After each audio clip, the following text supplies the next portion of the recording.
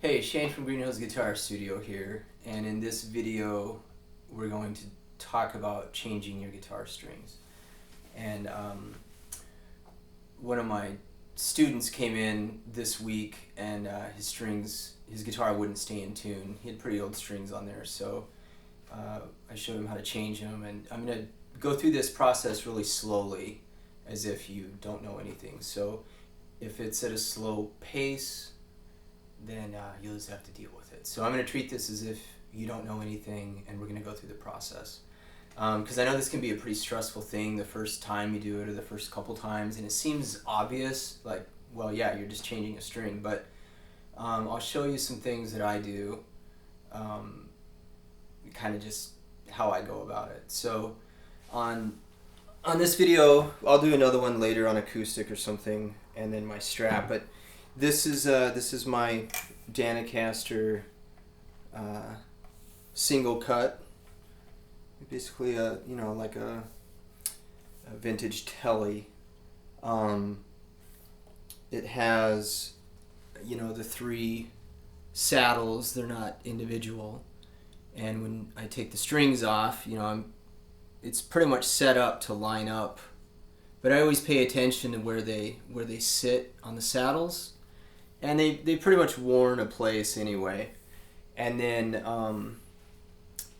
you have the string tree up here for the top two strings. And then this guitar, it's, kind of the vintage. You drop the string down through the top. So it doesn't give you can't wind the whole string. Well, I guess you could, but I'll show you how I kind of guesstimate and cut the string. So these strings are pretty old. It's starting to not hold tune well, and they get they're not grimy or funky, but everybody's hands, oils, sweat, all that kind of chews up strings differently. So we'll talk about that later. I'm just going to show you how to do this. So what I do, if I'm going to do like a big cleaning, which I don't do very often, I would take off all of the strings, but when I'm just changing, like today, let me grab this string winder here. This is a pretty good tool to have.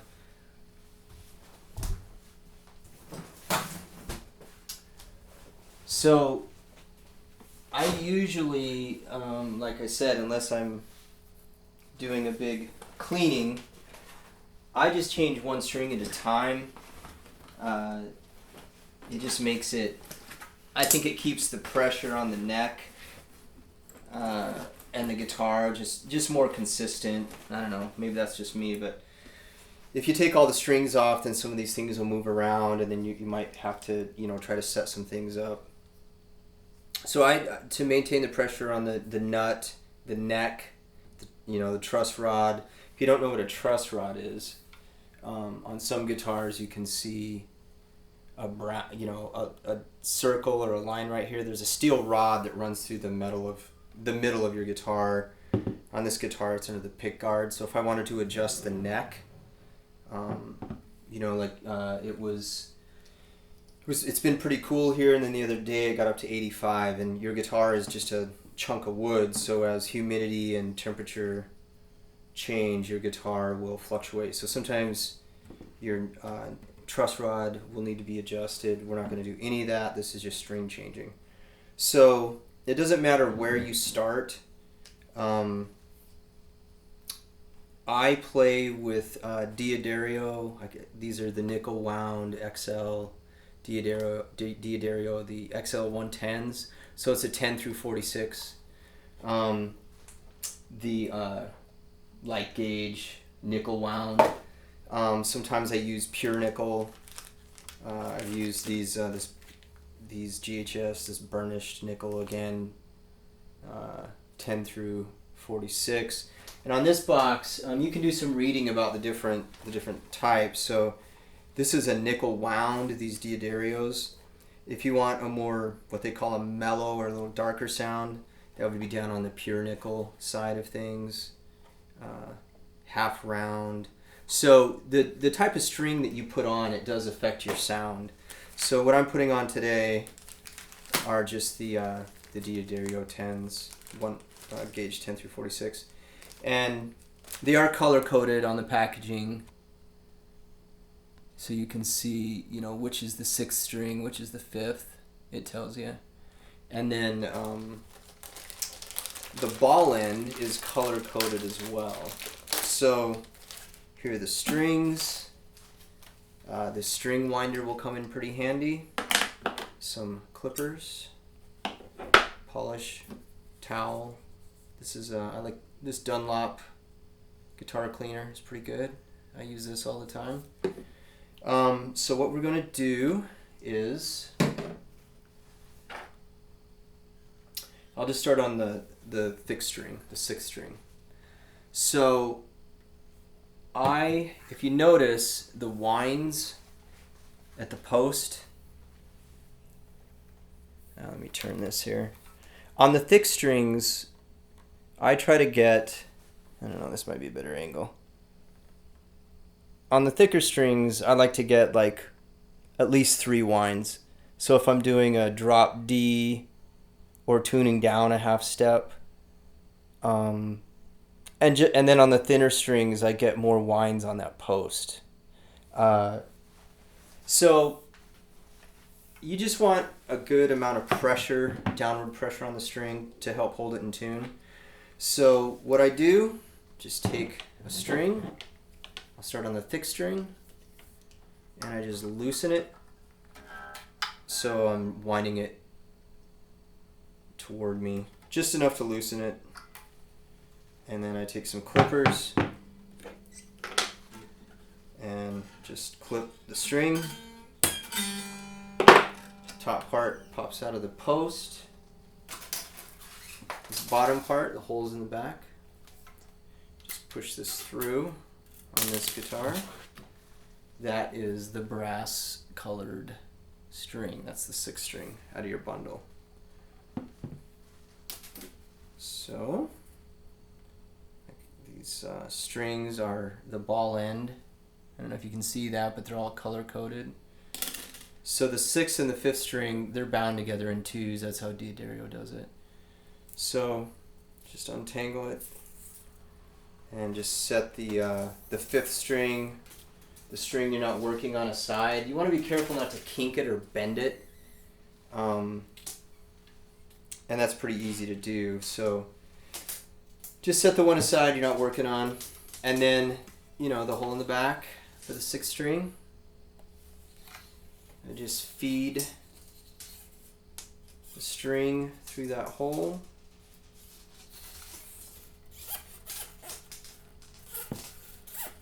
And then pull it through. The ball has caught on the other side. So you have all this string length. I don't wind all that on the guitar. I'll make sure that the ball is tight. And I've just kind of come up with my own little system where I look at my string posts, like this is the 6th string, and I've just kind of figured that if I go, you know, 3 posts, 4 posts past that, that's going to give me the length roughly that I want. So I just lay my string out, and I'm just going to clip it right about here, 3-4 posts past. So that's where I clip it.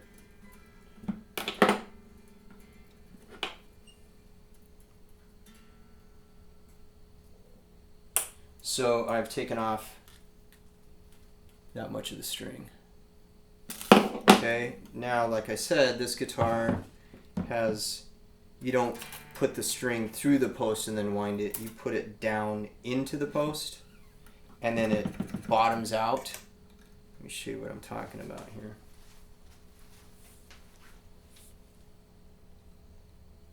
So I've inserted the string down into the post, and then there are these side grooves, this channel. I hook the string around so it catches, this. You can see it from the top, maybe.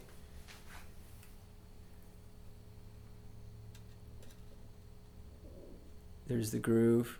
So the string is in there. I just bend it around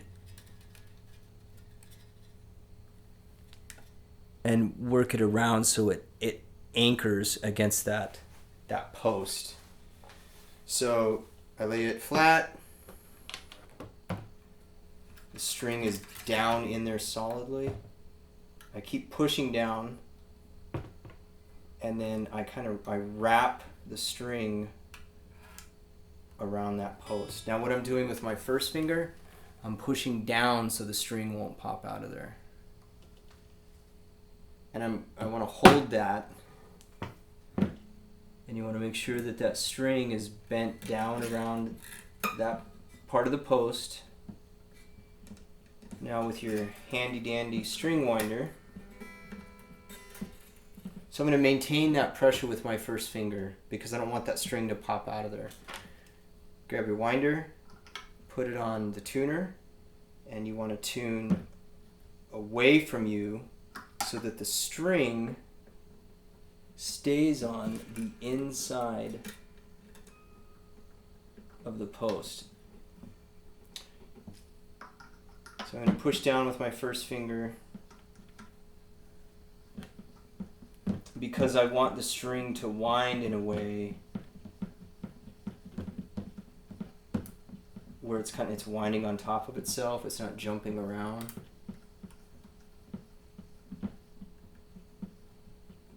And I'm still maintaining the pressure with my first finger.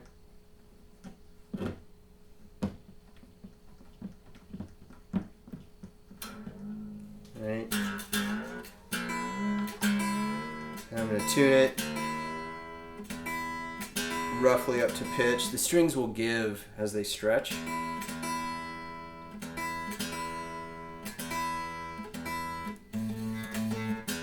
Okay, so I've wound this so that I have 3 winds on the post. If you don't wind enough on there, it'll slip. It could even pop out of the post.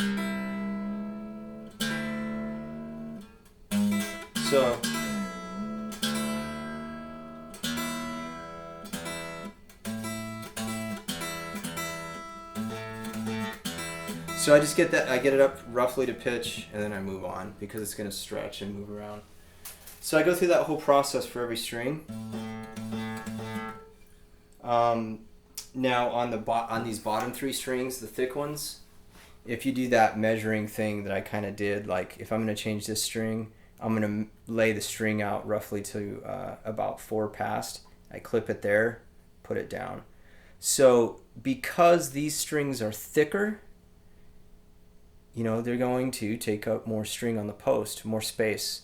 As the strings get thinner, you can measure a little further out. So instead of 4 past, I might do 5 past when I get down here, because I want more string on the post as I wind down here. So that's the process.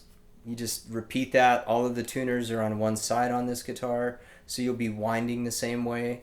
And when I was talking about having the string on the inside of the post, you want to make sure that you're winding it in a way so that string always winds up on this side of the post, the inside. And then you want to make sure that, like on my guitar, I have the string tree for the top 2 strings. The string goes under those. Some guitars have 2 string trees. So this is the process that I do for every string. I might do 1 or 2 more, and then call it. I'm sure you don't need to sit here and watch me change all 6 strings, but like I said, the only time I really clean my neck is if I've played like if it's just really grimy, if you played a really sweaty gig or a hot club or outdoors, a gig, and you've just kind of been sweating all over, and everybody's different. My hands aren't I just don't get that grimy. So I don't really scrub down or clean the frets a lot. I wipe it down after I play with this cleaner in the rag, and that's enough for me. So depending on what your hands do to your guitar, yeah, that's about it. So I'll go through another one of these, and then I'll probably stop it there. And then I'll do another video later with another day with an acoustic guitar. And then the other thing I was going to say is on a Les Paul or an acoustic, or like an SG, a Gibson, you'll have 3 tuners on one side, 3 on the other of the headstock. So you'll be winding these this way because these are on the opposite side. You'll wind them the opposite way, but you always want to make sure that the string is on the inside of the post. Same over here on a Les Paul, the string will be on the inside. Sometimes people will just forget and they'll wind it the wrong way. And so one more time, I loosen the string,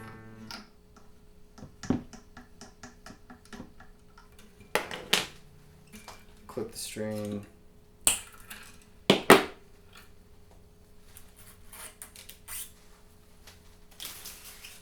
and then my string that I set aside so I wouldn't kink it or bend it.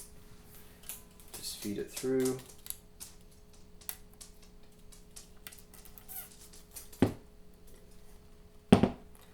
And I don't know if you can see it, but where the string had been, I've had this guitar for a couple years, so it's the string lays in a particular spot on that saddle. So I have the string through, and I do my goofy little measuring thing. The post that I'm going to insert the string in is right here. I go four posts past it. That's where I clip.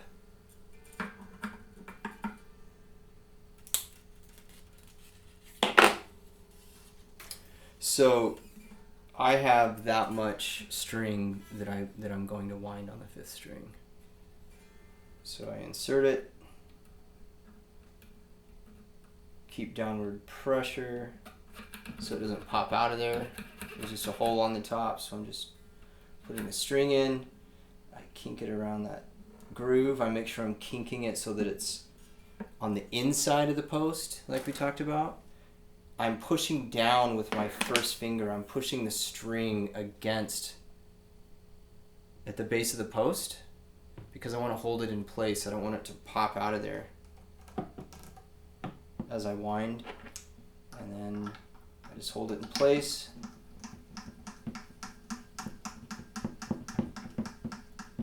I'm going to get about 3 winds again on this post.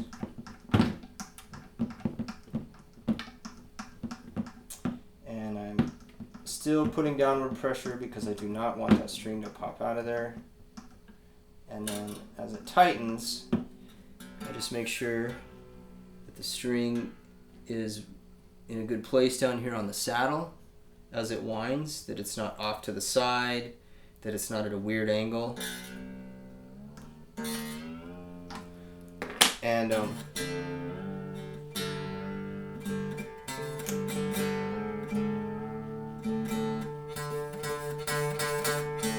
kind of just bring it up to pitch real quickly because it'll stretch out. And then I'll go through that same process for each string. Now as you get down to the thinner strings, they will kink and bend easier, so you want to be careful with them, and you do have to maintain the pressure even more because they'll pop out of there and then you'll kink the string. And I do put more winds instead of that 4-pass measurement. I'll go even more on the thinner strings. I just like to have more winds on there. I don't really have issues with intonation or tuning. Everybody does this differently, but I've just kind of found that this works for me. The last thing would be I stretch my strings. I'll change each one and then let them just kind of if I'm done playing at the end of the day and I don't have anything else to practice or anything, I'll just let them sit overnight and stretch. I don't worry about it too much. But if I need to stretch them out quickly, I will take the string. You want to be careful with this. And I stretch it at different lengths along the neck. So I'll start in the first fret and give it just a slight pull. Just kind of walk up the fretboard, giving it a slight tug on the string like this with my right hand. So I'm stretching the length of the string at different points, and you don't want to pull too hard because you'll just break these strings. So I'll do that for each string, stretch it really well, tune it, stretch it again, and usually by doing that a time or two, it'll be in tune and up to pitch, and it'll hold pitch pretty well. So yeah, that's the process on a guitar like this. I'll do another video with an acoustic later. That's it.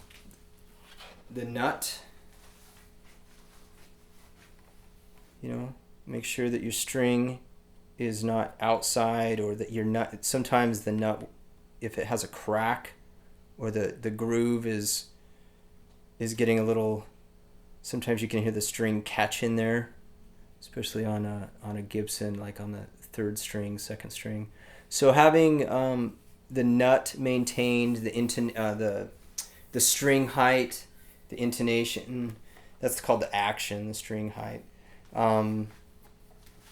You want to maintain your guitar that way, because just a set of new strings on a guitar that is kind of out of whack, it's not going to help. It's still going to be out of tune. So I'll stop the video here, finish the process, stretch them out, and kind of just wipe it down.